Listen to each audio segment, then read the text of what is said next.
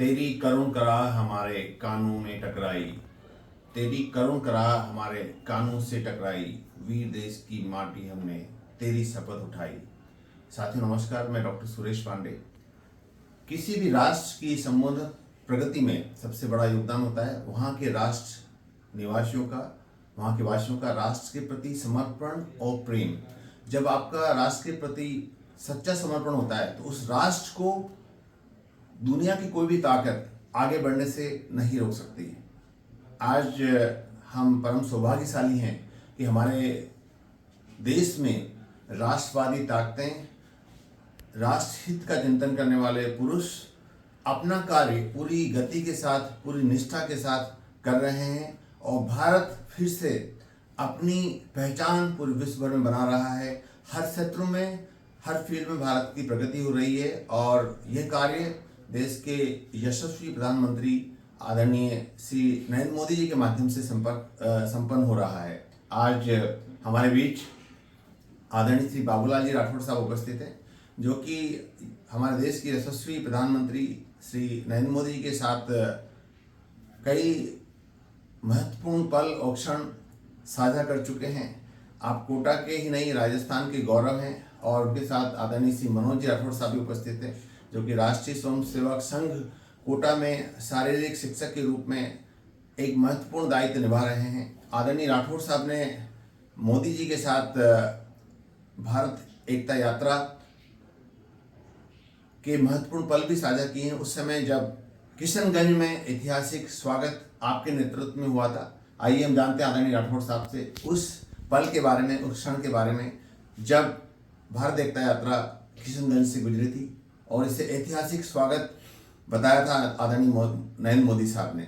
आदरणीय श्री राठौड़ साहब, उस यात्रा में जब ग्रामवासियों के द्वारा 5 किलोमीटर तक विभिन्न सांस्कृतिक कार्यक्रमों का प्रदर्शन करते हुए स्वागत किया गया, तो यात्रा में जो भाजपा के बड़े बड़े राष्ट्रीय स्तर के पदाधिकारी मौजूद थे, वो सब अपने रथों से उतर करके सड़क पर उतराए और सांस्कृतिक प्रदर्शन करने वाले कार्मिकों के साथ में, कलाकारों के साथ में आगे बढ़ते रहे।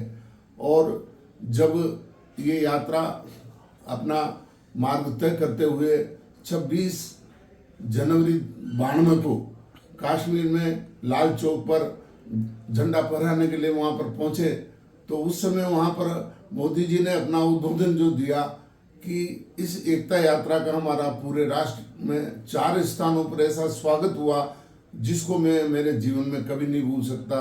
तो उन्होंने राजस्थान के किशनगंज कस्बे का नाम तीसरे नंबर पर लिया और चौथे नंबर पर नाम जो लिया वो उड़ीसा के कालीहांडी क्षेत्र में हमारा अभूतपूर्व स्वागत हुआ। तो हमारा किशनगंज ग्राम एक तहसील और एसडीओ हेडक्वार्टर के रूप में, उस समय तो तहसील हेडक्वार्टर ही था, तो उसको एक राजस्थान में किशनगंज के कस्बे के रूप में प्रतिस्थापित करने की जो पहचान बनी, वो एक हमारे स्वागत जो किया उसके, तो ग्रामवासियों ने सोचा कि मोदी जी एक ऐसे विभूति हैं जिनको पहचान है कि कौन खरा है कौन खोटा है। उन्होंने बहुत ही भव्य तरीके से हमारे कार्यक्रमों की सराहना की और उसको जो है लाल चौक पर भी जो है दोहराया। बहुत बहुत धन्यवाद सर, आपने ये महत्वपूर्ण संस्मरण साझा किया जब आदरणीय श्री राठौड़ साहब किशनगंज में कार्यरत थे और आप तहसीलदार के पद से रिटायर हुए हैं। और मैं इस अवसर पर आदरणीय श्री मनोज जी से रिक्वेस्ट करूंगा कि वे भी राष्ट्र के उत्थान के लिए उनके द्वारा किए गए कार्यों के बारे में संस्मरण साझा करें। आदरणीय श्री मनोज जी, आज के समय में सब परिवार के लिए सब सोचते हैं। अपन सोचते हैं, एक पशु भी जो रहता है उसके बच्चों के लिए सोचता है हमें दूध पिलाना नहीं पिलाना है, इसके लिए सोचते हैं। पर आज जो समय है समाज के लिए, अपने देश के लिए सोचना है। सर्वप्रथम देश, उसके बाद धर्म, उसके बाद समाज, अंत में परिवार। अगर अपना देश रहेगा तो आपका धर्म बच जाएगा, अगर उसके बाद धर्म रहेगा आप तो आप समाज को बचा सकते हैं, और समाज अगर रहेगा तो आप अपने परिवार को जीवन यापन कर सकते हैं। अगर देश ही रहेगा तो किसके लिए समाज धर्म क्या करेगा। तो आज का जो स्थिति है, परिस्थिति है, बहुत विकट परिस्थिति है। पर कोई भी अपन कार्य करते हैं तो जब अपन शिखर पे पहुंचना आते हैं ना, तो एकदम संघर्ष करना पड़ता है अपन को। तो इस समय संघर्ष काल है, और अगर इस काल से अपन निकल गए आज, और हमारी पीढ़ी है, मेरी पीढ़ी है, तो हमने तो संयुक्त परिवार में रहे हैं, उससे अपन निकल गए हैं। पर जो आगे वाला समय है, सबके एक एक दो दो बच्चे हो रहे हैं। पहले संयुक्त परिवार में रहता है, मोबाइल, बच्चा अकेले कमरे में रहता है, मोबाइल चलाता है, उसको कोई मतलब नहीं, अपने खाना अलग खा रहा है, क्या कर रहा है, क्या नहीं कर रहा। परिवार का रिश्ता कम होता जा रहा है, बच्चा एक है, दो है, बुआ क्या होती है, आने वाले समय बुआ क्या, मौसी क्या, और सब रिश्ते खत्म होते जा रहे हैं। तो संयुक्त परिवार है, कुटुंब प्रबंधन का बहुत जरूरी है, सब संयुक्त परिवार में रहे, और जब अपन संगठित रहेंगे तो रहेंगे। इसका भी कोरोना काल में अपन को देखने में मिला है। जो परिवार इधर उधर थे, उन्होंने कहा क्या कैसे परिवार भी खत्म हो गए। मोदी जी ने आह्वान में कहा, उन्होंने कहा भाई सब एकजुट रहे, तो आज सब एक साथ रहे, सब परिवार, तुमको पता है क्या परिवार का क्या महत्व है। तो ये भी आज के समय में बहुत जरूरी है। ये तो आने वाला समय ऐसा हो जाए, बच्चे पढ़ लिख के, मेरा बच्चा अमेरिका में, मेरा दुबई में है, माता पिता दो वृद्धावस्था में अपने घर में रह रहे हैं।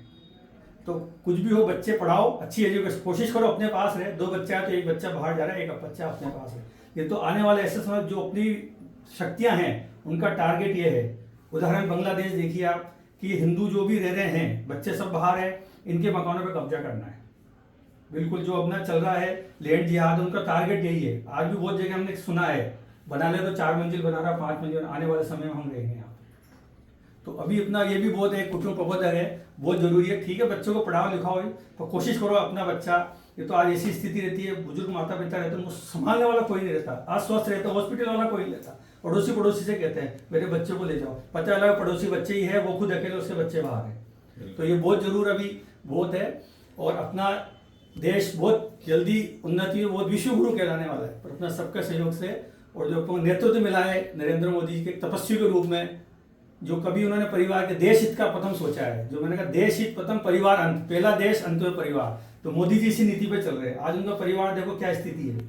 आज उनका राशन के भाई है, राशन की दुकान पे काम करता है, पेट्रोल पंप पे काम करता है। बहन जी 8वीं सरकारी अध्यापिका है, उनका ट्रांसफर तकाते नहीं कराते हो, जो कहा जहाँ आपकी पोस्टिंग है वहीं करो, और ना बहन जी ने आज तक उनका मेरा ट्रांसफर कराइए, जबकि अपन एक उसके लिए लगे रहते हैं। तो जो उनकी सोच है, प्रथम देश हित, अंत में परिवार। देश रहेगा तो सब कुछ, धर्म भी बचेगा, समाज भी बचेगा, और परिवार ही बचेगा। तो सबसे यही आग्रह है कि अपन को सर्वप्रथम देश के बारे में सोचते हैं। बहुत बहुत धन्यवाद आदरणीय मनसी मनोज जी, आपने बहुत ही सारगर्भित तरीके से देश प्रेम का, राष्ट्रीय भावना के बारे में प्रकाश डाला। और जिस प्रकार से आचार्य श्री तरुण सागर जी, जो कि दिगंबर जैन के बहुत प्रख्यात मुनि रहे हैं, उन्होंने कहा है कि अपने बच्चे को लायक बनाओ, अपने बच्चे को लायक बनाओ, वो इतना भी लायक मत बनाओ कि वो आपको ही नालायक समझने लग जाए। ये बात बड़ी कड़वी प्रवचन उन्होंने कहा था, और बड़ी कड़वी है लेकिन सच है।